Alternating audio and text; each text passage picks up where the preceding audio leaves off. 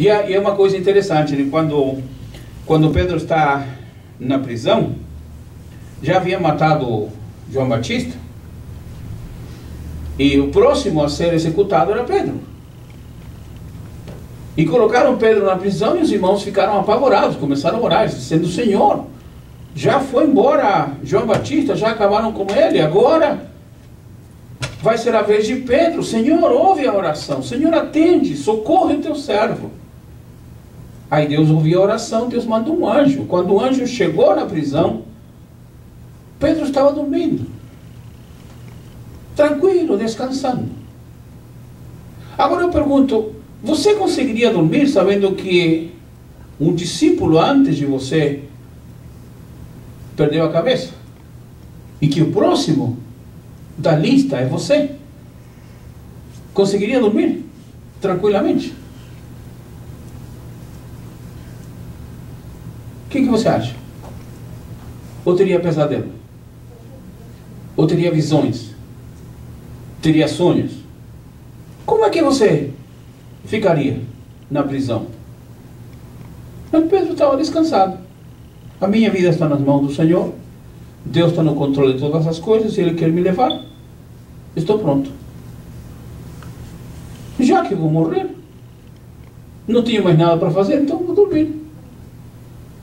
E o sono de Pedro não era um sono aquele, como a pessoa às vezes dorme, escuta qualquer coisa, já está pronto. O anjo chegou e movimentou Pedro. Pedro, acorda. Ele estava dormindo, um sono profundo. Aquilo que é chamado de sono, que passa do sono alfa para o estado beta.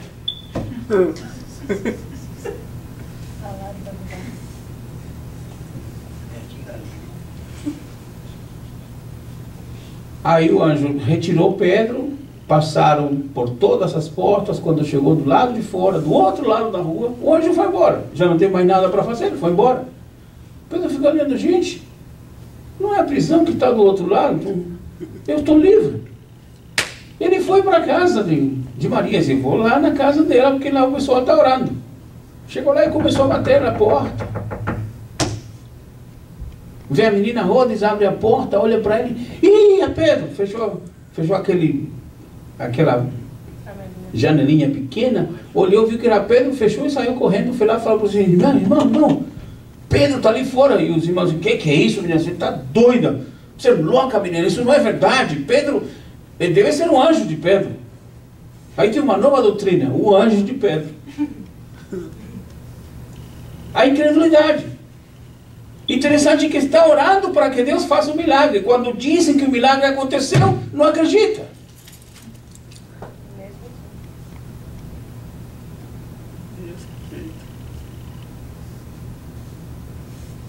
E a menina insistia, e Pedro insistia tocando: espera, abre a porta, se o pessoal vai me pegar, vai me levar novamente para a prisão. Quando abriram a porta, então se alegraram.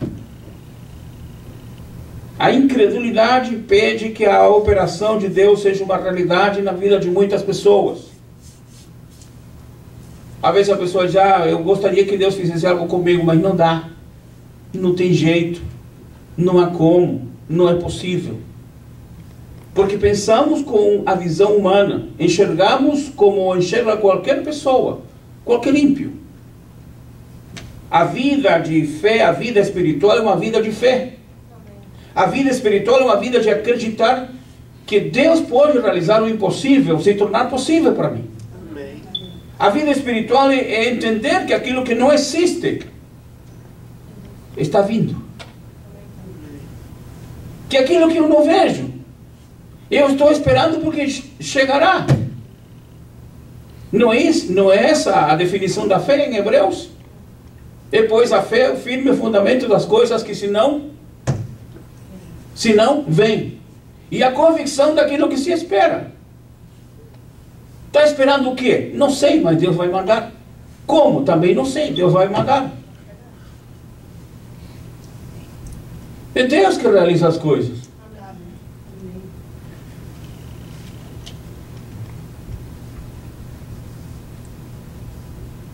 A história que eu contei de Pedro está em Atos capítulo 12, verso 5.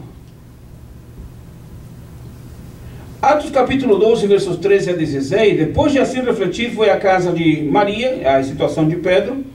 Rode saiu para escutar e disseram: você está louca?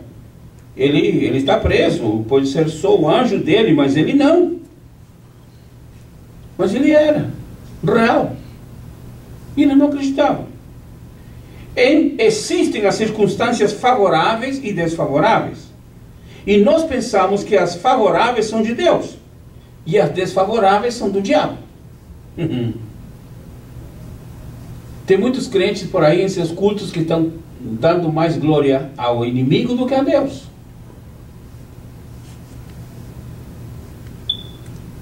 Mateus 4, versos 8 e 9.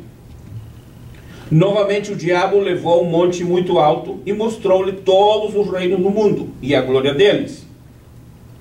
E disse-lhe: tudo isto te darei, se prostrado me adorares. Aqui temos uma aparente circunstância favorável. Ou seja, o diabo sabia que Jesus estava preparando-se para tomar posse dos reinos, não só dos reinos deste mundo, das pessoas deste mundo. Ele é o dono de todas essas coisas, mas ele veio para cumprir o propósito que estava estipulado por Deus. A Bíblia diz que Jesus é o Cordeiro que estava imolado desde antes da fundação do mundo. Havia um projeto de Deus. Havia um propósito de Deus. O diabo sabia isso. Quando o diabo se encontrou com Jesus, disse: você quer a glória? Você quer o poder? Você quer a grandeza?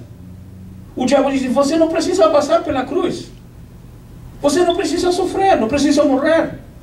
Eu te entrego tudo. Você quer alcançar a glória? Eu te entrego a glória. Faça uma coisa simples, em vez de ir até o Calvário, em vez de sofrer, em vez de derramar seu sangue, em vez de morrer, em vez de ficar crucificado, se ajoelhe e me adore, e eu te entrego tudo.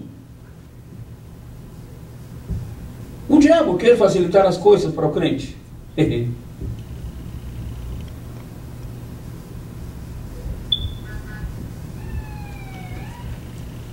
É o que o diabo faz.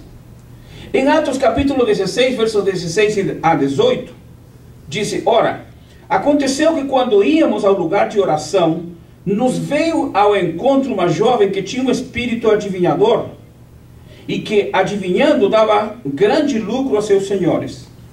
Ela, seguindo a Paulo e a nós, clamava dizendo: são servos do Deus Altíssimo estes homens, que vos anunciam um caminho de salvação. E fazia isso por muitos dias. O que esta jovem, possuída por um espírito maligno, fazia?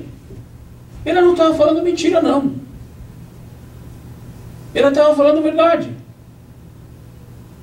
Quando ela diz: estes homens são servos do Deus Altíssimo, e eles pregam a salvação, ela não estava mentindo. Temos um demônio falando a verdade. E tem muito crentinho por aí falando a verdade. Mas não é totalmente de Deus. Precisamos ter discernimento. Amém? Amém. Precisamos ter raciocínio espiritual, entendimento espiritual, porque não é só Deus que fala a verdade. Os instrumentos de Satanás também falam a verdade. E às vezes uma meia verdade. Outra vez uma quase verdade. Não é isso que encontramos na Bíblia quando o diabo disse a Eva. Gênesis 3, vamos ver, Gênesis 3. O diabo falou uma quase verdade ali. Não foi uma verdade total, mas também o diabo não falou totalmente mentiras. Não estou favorecendo o bicho, mas estou dizendo que o que é uma realidade bíblica. Ora, a serpente era mais astuta do que todas as alimárias do campo que o Senhor tinha feito. E esta disse à mulher: é assim que Deus disse: não comereis de toda árvore do jardim?